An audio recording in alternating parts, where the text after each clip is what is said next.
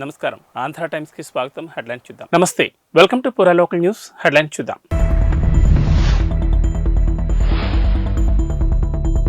National politics పై Revanth hot comments. జాతీయ స్థాయిలో తెలుగువారి పాత్ర సన్నగిల్లిందని వెల్లడి.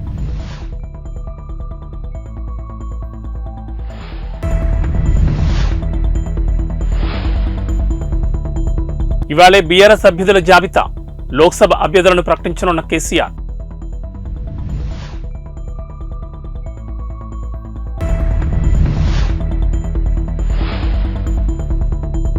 బీజేపీ ఎమ్మెల్యే రాజాసింగ్ సంచలన వ్యాఖ్యలు. దేశంలో ఇంకా 40,000 గుళ్లు కట్టాలని స్పష్టం.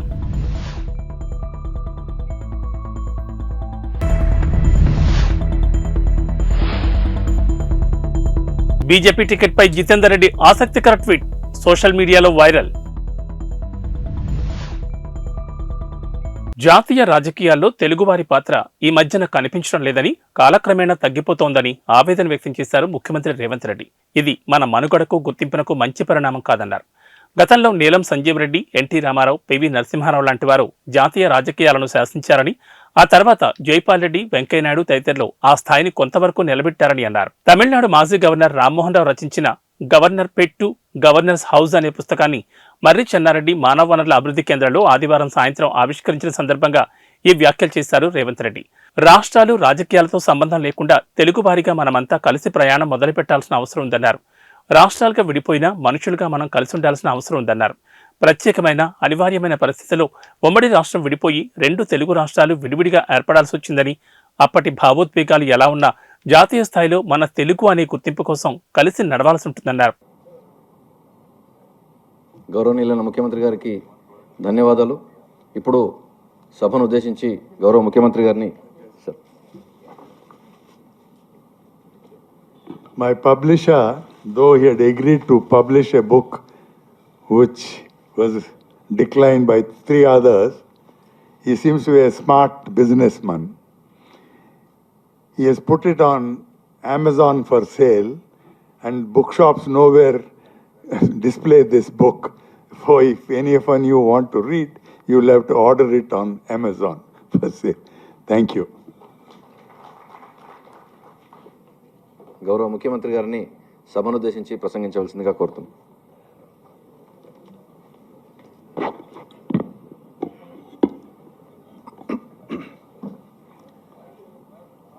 మాజీ డీజీపీ, మాజీ గవర్నర్ పెద్దలు రామ్మోహన్ రావు గారు రచించిన పుస్తక ఆవిష్కరణ కార్యక్రమానికి నాతో పాటు ముఖ్య అతిథులుగా విచ్చేసిన ఐపీఎస్ ఆఫీసర్, మాజీ కేంద్ర మంత్రిగా పనిచేసిన పివి రంగయ్య నాయుడు గారు, వేదిక మీద తెలంగాణ రాష్ట్ర డీజీపీ రవిగుప్తా గారు, ఇతర అధికారులు, ఇక్కడ చాలామంది ఎమినెంట్ పర్సనాలిటీస్, ఐఏఎస్, ఐపీఎస్గా, డీజీపీలుగా, చీఫ్ సెక్రటరీస్గా వివిధ హోదాలలో రాష్ట్రానికి, దేశానికి సేవలు అందించి ఈరోజు రామ్మోహన్ రావు గారి పుస్తక ఆవిష్కరణలో మీరందరూ పాల్గొనడం, ఈ కార్యక్రమానికి నన్ను ముఖ్య అతిథిగా వారు ఆహ్వానించడం ఒక మంచి అవకాశంగా, మిమ్మల్ని అందరినీ కలవడానికి నాకు ఇది ఒక మంచి సందర్భం అని నేను భావిస్తున్నాను.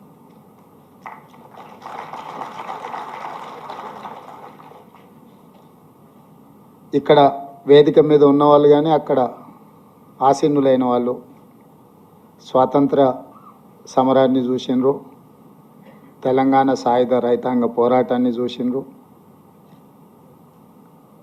అదేవిధంగా హైదరాబాద్ రాష్ట్ర అవతరణ పరిపాలన చూసినారు, ఉమ్మడి ఆంధ్రప్రదేశ్ 2 రాష్ట్రాల కలయికతో ఏర్పడ్డ ఉమ్మడి ఆంధ్రప్రదేశ్ రాష్ట్ర పరిపాలన చూసినారు, 69 తెలంగాణ ఉద్యమం, 72లో జయాంధ్ర ఉద్యమం, మళ్ళీ 96లో రెండవసారి తెలంగాణ ఉద్యమం, అదేవిధంగా తెలంగాణ రాష్ట్ర అవతరణ. దాదాపుగా ఈ 76 సంవత్సరాలలో జరిగిన వివిధ పరిణామ క్రమాలను అన్నింటినీ అవగాహన చేసుకొని అనుభవం ఉన్న వాళ్ళందరూ కూడా ఇక్కడికి రావడం ఇది ఒక మంచి సందర్భం. తెలంగాణ రాష్ట్ర ప్రభుత్వం ఈ కార్యక్రమాన్ని, ముఖ్యంగా తెలంగాణ పోలీస్ అధికారులు ఈ కార్యక్రమాన్ని ఏర్పాటు చేయడాన్ని వారిని మనస్ఫూర్తిగా నేను అభినందిస్తున్నాను.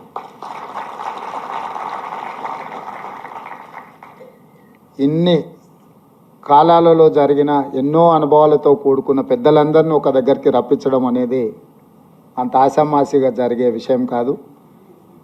రామ్మోహన్ రావు గారి పుస్తక ఆవిష్కరణలో ఇంతమంది రావడం అంటే వారి పట్ల ఉన్న మీకు మనందరికీ ఉన్న గౌరవం, అదేవిధంగా వారి అనుభవంలో ఈ రోజుకి మనందరికీ వారు చెప్పాలనుకున్న విషయాలు ఈరోజు ఇక్కడ మనందరం పంచుకోవడం అనేది ఒక మంచి అవకాశం.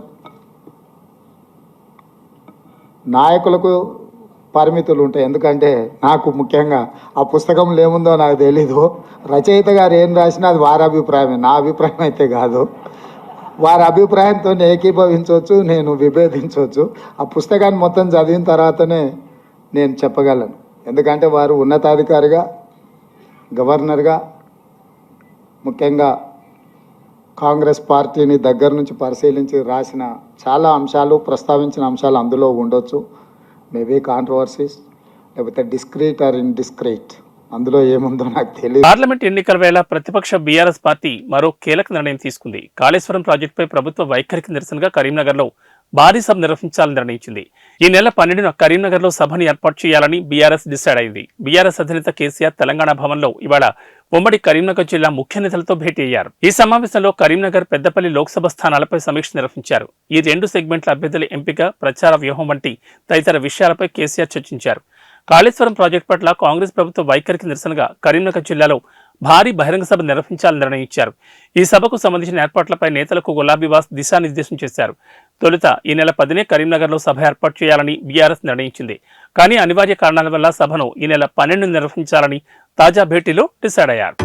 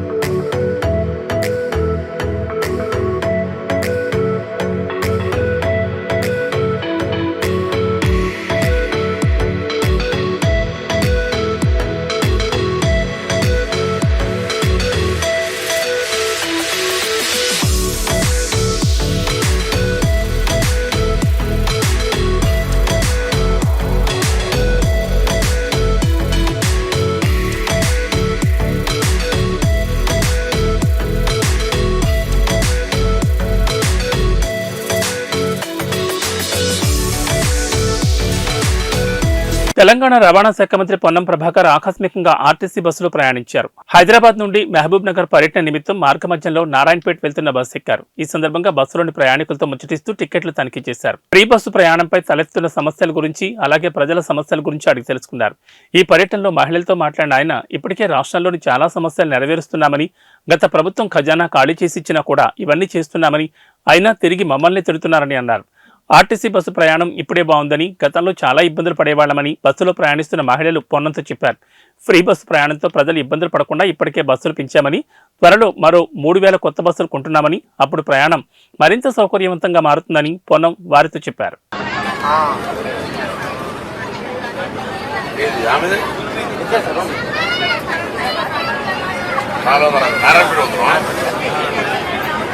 ఇది తెలంగాణ వాళ్ళకి చేసిన మీ ఊర్లో మీకు ఫ్రీ, ఎందుకంటే ఈ అందరూ చేస్తున్నా ఇవన్నీ చేసినాం.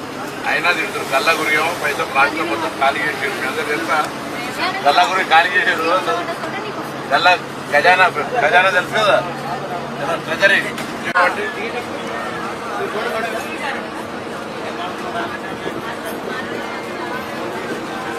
ఇంకా ఇబ్బంది పడకుండా ఇప్పటి బస్సులు కూడా కొత్తగా కొంటున్నాం. బస్సులు 3000 బస్సులు కొంటాం.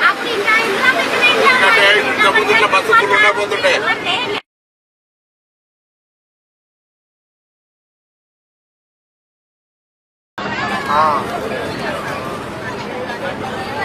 ఆమె నారాయణపేట అవుతున్నాం. అంటే ఇది తెలంగాణ వాళ్ళకి చేసారు. మీ ఊర్లో మీకు ఫ్రీ. ఎందుకంటే ఈ అందరు చేస్తున్నారా ఇవన్నీ చేసినాం.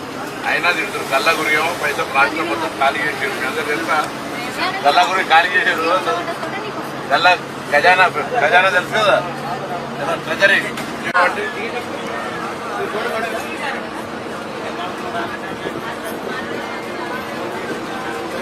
ఇబ్బంది పడకుండా ఇప్పటి బస్సులు కూడా కొత్తగా కొంటున్నాం. బస్సులు 3000 బస్సులు కొంటాం.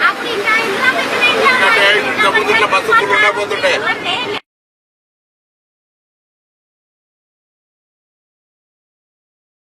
పార్లమెంట్ ఎన్నికలకు గాను బీజేపీ విడుదల చేసిన తొలి జాబితాలో 9 మంది అభ్యర్థులను ప్రకటించింది. అయితే ఈ లిస్టులో మహబూబ్ నగర్ స్థానాన్ని ప్రకటించకుండా పెండింగ్లో పెట్టింది.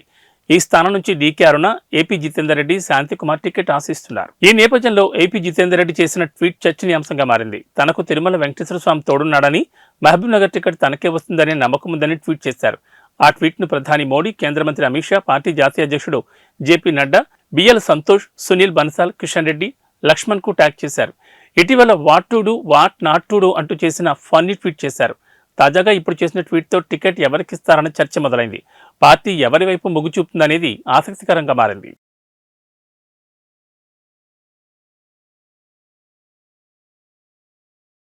పెద్దపల్లి, కరీంనగర్ బీఆర్ఎస్ ఎంపీ అభ్యర్థుల పేర్ల ప్రకటన వాయిదా పడింది. నిన్న అష్టమి కారణంగా అభ్యర్థుల పేర్ల ప్రకటనను గులాబీ బాస్ కేసీఆర్ వాయిదా వేసినట్లు సమాచారం. ఈ 2 పార్లమెంటు స్థానాల అభ్యర్థుల పేర్లు ఇప్పటికే ఫిక్స్ కాగా అధికారికంగా ఇవాళ ప్రకటించనున్నట్లు సమాచారం. పెద్దపల్లి నుండి మాజీ మంత్రి కొప్పుల ఈశ్వర్, కరీంనగర్ నుండి మాజీ ఎంపీ వినోద్ కుమార్ పేర్లు దాదాపు కన్ఫర్మ్ అయినట్లు పొలిటికల్ సర్కిల్స్ లో ప్రచారం జరుగుతోంది. కాగా బీఆర్ఎస్ అధినేత కేసీఆర్ తెలంగాణ భవన్లో ఇవాళ ఉమ్మడి కరీంనగర్ జిల్లా ముఖ్య నేతలతో భేటీ అయ్యారు. ఈ సమావేశంలో కరీంనగర్, పెద్దపల్లి లోక్సభ స్థానాలపై సమీక్ష నిర్వహించారు. ఈ 2 సెగ్మెంట్ల అభ్యర్థుల ఎంపిక, ప్రచార వ్యూహం వంటి తదితర విషయాలపై కేసీఆర్ చర్చించారు. ఈ భేటీ తర్వాత అభ్యర్థుల ప్రకటన ఉంటుందని తొలుత ప్రచారం జరిగింది. కానీ అష్టమి కారణంగా క్యాండిడేట్ల పేర్ల ప్రకటనను ఇవాటికి వాయిదా వేసినట్లు సమాచారం.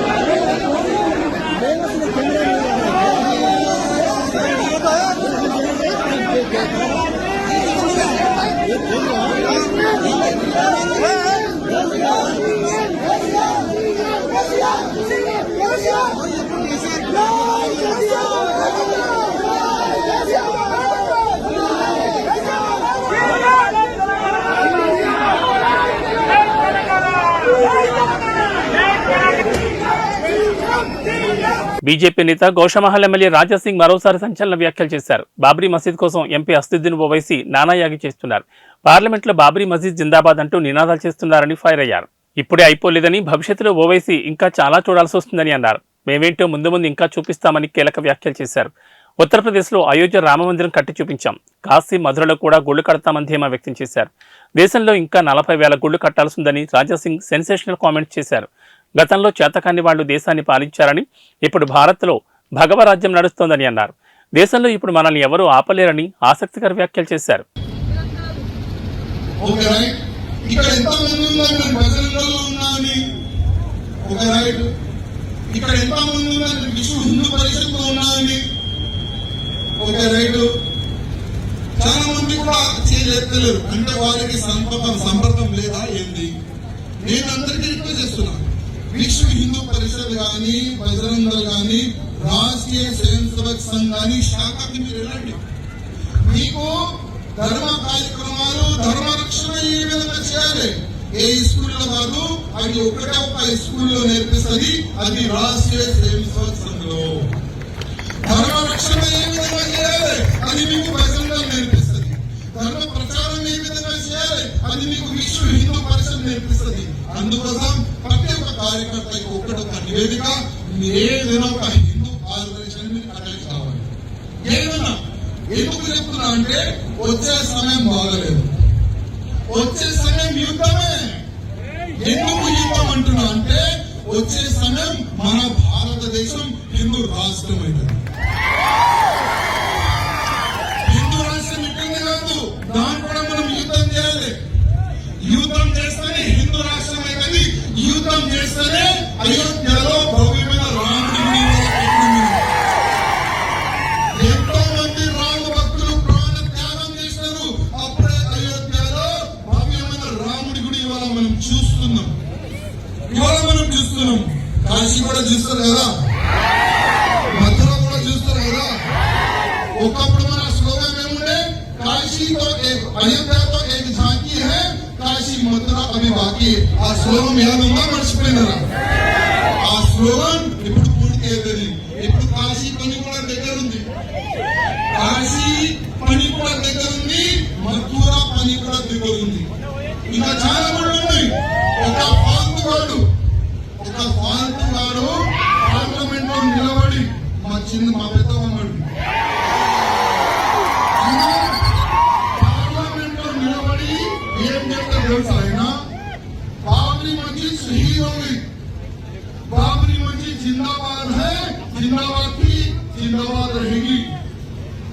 हम हमारी आने वाली पीढ़ी को बाबरी मस्जिद की शहादत याद दिलाते रहेंगे. అంటే ఏం తెలుసా? అది మా వచ్చే ఈ పీढ़ी తరాలు మా వచ్చే తరాలని మేము యాద్ చేపిస్తాం ఏ విధంగా బాబరీ మస్జిద్ పాల్గొంటున్నారని. ఆ బిడ్డ మేము కూడా మీకు మర్చిపోయేలా అటువంటి పని చేస్తూనే ఉన్నాం. నువ్వు ఒక బాబరీ మస్జిద్ పాల్గొట్టి నువ్వు ఇంత ఏడుస్తున్నావు కదా, ఇంకా 2 పనులు ఉన్నాయి. ఇంకా నువ్వు ఆవేశం పడకు, ఇంకా నువ్వు చాలా ఏ విధంగా కోర్టు ఆదేశంతో భవ్యంగా మనం గుడి కట్టినాం, రాముడి గుడి. అదే విధంగా కోర్టు ఆదేశం వస్తుంది, కాశీలో కూడా మనం గుడి కట్టాం. అదే కోర్టు ఆదేశం వస్తుంది, మథురలో కూడా మనం గుడి కట్టాం. ఇంకా మనం ఇంకా ఆగం తమ్ముడా, ఈ 3 గుళ్ళు కూడా మనం ఆగం. ఇంకా 40,000 గుళ్ళు మనం ఉన్నాయి. అది మొత్తం ఇప్పుడు దానికి ఎవరు ఆపలేదు. ఎందుకు ఆపలేదు తెలుసా? ఒకప్పుడు మన భారతదేశంలో శాతవాహనులు రాజ్యం చేసింది. ఇప్పుడు మన భారతదేశంలో భగవరాజ్యం ఉంది, రాజ్యం ఉంది. ఇప్పుడు ఎవరెవరు ఆపలేరు. 40,000 గుళ్ళు కూడా మనం తీసుకుంటాము. మన భారతదేశానికి హిందూ రాష్ట్రం కూడా మనం చేస్తాం. ఇప్పుడు ఎవరు ఏ శక్తి కూడా ఆపలేదు. కానీ ఇట్లాంటి కార్యక్రమాలు జరుగుతాయి కదా, కొంతమంది పిచ్చి కుక్కలు మీ గ్రామంలో వస్తారు. ఇక్కడ ఉన్న కుక్కలు కూడా అరవడానికి ప్రయత్నం చేస్తారు. అందుకోసం మీరందరూ ఒక హిందూ ఆర్గనైజేషన్ అటాచ్ ఉంటే ఆ కుక్కల్ని ఏ విధంగా కలిపి కొట్టాలి ఆ హిందూ ఆర్గనైజేషన్ నేర్చుకుంటారా? నేర్చుకుంటారా? నెక్స్ట్ టైం నేను మీ గ్రామంలో వస్తే ఒక మంచి ప్లేస్ ప్లాన్ చేయండి. వచ్చే లోక్సభ ఎన్నికల్లో ఖచ్చితంగా కరీంనగర్ పార్లమెంట్ స్థానంలో బీఆర్ఎస్ పార్టీ గెలవబోతోందని పార్టీ అధినేత మాజీ సీఎం కేసీఆర్ ధీమా వ్యక్తం చేశారు. ఆదివారం తెలంగాణ భవన్లో ఉమ్మడి కరీంనగర్ జిల్లా ముఖ్య నేతలతో కేసీఆర్ భేటీ అయ్యారు. కరీంనగర్, పెద్దపల్లి పార్లమెంట్ స్థానాలపై సమీక్షా సమావేశం నిర్వహించారు. ఈ సందర్భంగా అతి కొద్ది రోజుల్లోనే కాంగ్రెస్ ప్రభుత్వంపై వ్యతిరేకత వచ్చిందని అన్నారు. తెలంగాణ రైతులు రోడ్లెక్కే పరిస్థితి వచ్చిందని కాంగ్రెస్ సర్కార్పై ఫైరయ్యారు. బీఆర్ఎస్ పార్టీతోనే మేలు జరుగుతుందనే టాక్ ప్రజల్లో స్టార్ట్ అయిందని, అసెంబ్లీ ఎన్నికల ఫలితాలను పట్టించుకోవద్దని నేతలకు సూచించారు. లోక్సభ ఎన్నికల్లో బీఆర్ఎస్, బీజేపీ మధ్యనే పోటీ ఉంటుందని, నేతలంతా కలిసికట్టుగా పనిచేయాలని సూచించారు. ఉద్యమ కాలం నుండి మనకు సెంటిమెంట్గా వస్తున్న కరీంనగర్ ఎస్ఆర్ఆర్ కాలేజ్ గ్రౌండ్ సభ నుండి పార్లమెంట్ ఎన్నికల శంఖారం పూరిస్తామని తెలిపారు.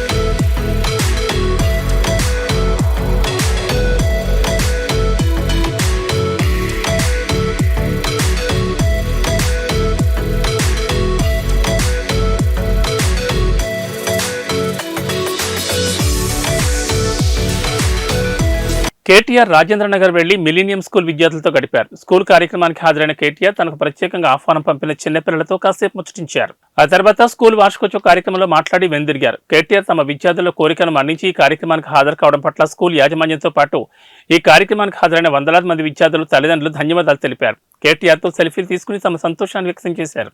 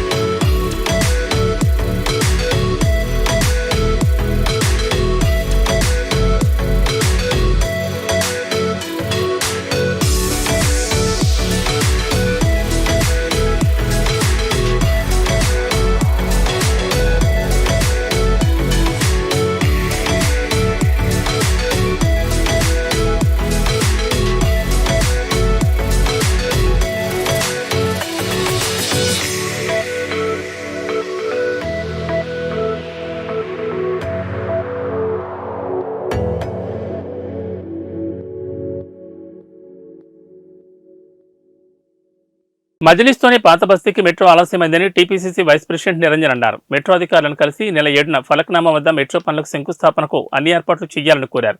ఈ సందర్భంగా నిరంజన్ హైదరాబాద్ పాత బస్తీలో మెట్రో పనులకు ఈ నెల 7న ఫలక్నామా వద్ద ప్రారంభించాలని సీఎం నిర్ణయం తీసుకోవడం సంతోషకరమన్నారు. నగరంలో మెట్రో సేవలు 2017లోనే ప్రారంభించిన మజ్లిస్ పార్టీ అభ్యంతరాలతో మెట్రో పనులు మహాత్మాగాంధీ బస్టాండ్ వద్దనే ఆగిపోయాయన్నారు. మజ్లిస్ పార్టీ కొర్రీలకు పనులకు బ్రేకులు పడ్డాయన్నారు. పనులు ఆలస్యం కావడంతో ఒప్పంద గడువు ముగియడమే కాకుండా ప్రాజెక్ట్స్ కాస్ట్ కూడా పెరిగిందన్నారు. గత ప్రభుత్వం 9 డిసెంబర్ 2014 ఏర్పాటు చేసిన అఖిలపక్ష సమావేశంలో కూడా మజ్లిస్ ఎమ్మెల్యేలు పాత బస్తీ మెట్రో ఒరిజినల్ ప్రతిపాదనకు అడ్డుకాలు వేశారన్నారు. దీనివల్ల ఇమిలిబన్ నుంచి ఫలక్నామా వరకు మెట్రో పనులకు 2000 కోట్లకు వ్యయం పెరిగిందన్నారు. మజ్లిస్ నాయకుల నిర్లక్ష్యం వల్ల పాత బస్తీ ప్రజలకు మెట్రో సేవలు ఆలస్యంగా ప్రారంభమవుతున్నాయన్నారు. ఒక పిక్నిక్ గా వెళ్ళి రావటం జరిగింది. గాలి కబుర్లతో ఒక పవర్ పాయింట్ ప్రజెంటేషన్ చేయటం జరిగింది. గతంలో కేటీఆర్ గారు ఏమన్నారంటే, ముఖ్యమంత్రి గారు రమ్మన్నప్పుడు మేమే కట్టినాం కదా చూసేదేముందన్నాడు. మళ్ళీ నిన్న ఆయన పోయి చూసిందెందుకు, ఎవరినైనా నిపుణులను తీసుకుపోయి చూయించిండా అంటే నిపుణులను తీసుకుపోయి ఏదో చూయించినట్టు మాత్రం ఇక్కడ కనబడలేదు. ఒక మాట మాత్రం అన్నాడు, నిపుణులు వారు చెప్తుంది ఏంటంటే ఎంబడే మరమ్మతులు చేసి రైతులకు వాటర్ ఇవ్వాలనే మాట చెప్పడం జరిగింది. నేను కాంగ్రెస్ పార్టీ తరఫున అనేది సూటిగా డిమాండ్ చేస్తున్నా, ఎటువంటి పరిశీలన లేకుండా నిర్మాణం చేపట్టుమని చెప్పిన ఆ నిపుణుడు ఎవరు? ఒకవేళ ఎవరైనా ఆ నిపుణుడు ఆ విధంగా సూచిస్తే అతన్ని అసెంబ్లీ ఎదురుగా ఉన్న గన్ పార్క్ దగ్గర అమరవీరుల స్తూపం దగ్గర ఉరివేయాలనే మాట డిమాండ్ చేస్తా ఉన్నాను. National dam safety authority 1 November 2023 నాడు ఇచ్చిన నివేదికలో స్పష్టంగా పేర్కొనడం జరిగింది. As per committee findings, piers had sunk due to a combination of issues involving planning, design, quality control and operation and maintenance. అంతటితో వారు ఆగలేదు. The barrage under the present condition is rendered useless until fully rehabilitated. ఈ మాట కూడా వాళ్ళ రిపోర్ట్లో స్పష్టంగా పేర్కొనడం జరిగింది. ఫర్దర్ వారు చెప్పడం ఏంటంటే the likelihood of failure of other blocks resulting in a similar mode exists. అంటే ఇతర బ్లాక్లకు కూడా ఈ డేంజర్ ఉన్నదనే మాట నేషనల్ డ్యామ్ సేఫ్టీ అథారిటీ అనేది 1 నవంబర్ నాడు ఇచ్చిన రిపోర్ట్లోనే చెప్పడం జరిగింది. ఫర్దర్గా వారు చెప్పింది ఏంటంటే this would warrant rehabilitating the whole barrage. మొత్తం బ్యారేజ్నే రిహాబిలిటేట్ చేయాల్సినటువంటి అవసరం ఉందనేసి నేషనల్ డ్యామ్ సేఫ్టీ అథారిటీ అనేది 1 నవంబర్ నాడు చెప్పింది. అదేవిధంగా మళ్ళీ ఫర్దర్గా ఆ రిపోర్ట్లో చెప్పింది ఏంటంటే Annaram and Sundilla barrages have similar designs and construction methodologies making them prone to similar failure modes. అంటే అన్నారం సుందిల్ బ్యారేజీలు కూడా ఇదే విధంగా కట్టబడ్డాయి కాబట్టి అవి కూడా ఫెయిల్ కావటానికి అవకాశం ఎక్కువ ఉందన్న మాట చెప్తే ఎవడో నిపుణుడంట ఈయనకు చెప్పిందంట కేటీఆర్ గారికి ఇమ్మీడియట్గా రిపేర్ చేయండి. నిపుణులు చెప్తున్నారు రైతులకు నీళ్ళు ఇవ్వండి అనే మాట ఆయన చెప్తున్నాడు. పెద్ద శుద్ధపూసలే. రైతులకు కన్సర్న్ మీకే కాదు, మీకంటే ఎక్కువ కాంగ్రెస్కు ఉంది. ఒకవేళ రైతుల మీద మీకు అంతనే ప్రేమ ఉంటే 1,25,000 కోట్ల రూపాయలు ఖర్చు పెట్టి కట్టిన ఆ ప్రాజెక్టును, ఆ బ్యారేజ్ను ఎందుకు అంత లోపభూయిష్టంగా కట్టారో ప్రజలకు జవాబు చెప్పాలనే మాట నేను డిమాండ్ చేస్తున్నాను. రైతులకు నష్టం జరిగే విధంగా లోపభూయిష్టంగా బ్యారేజ్ను నమస్కారం.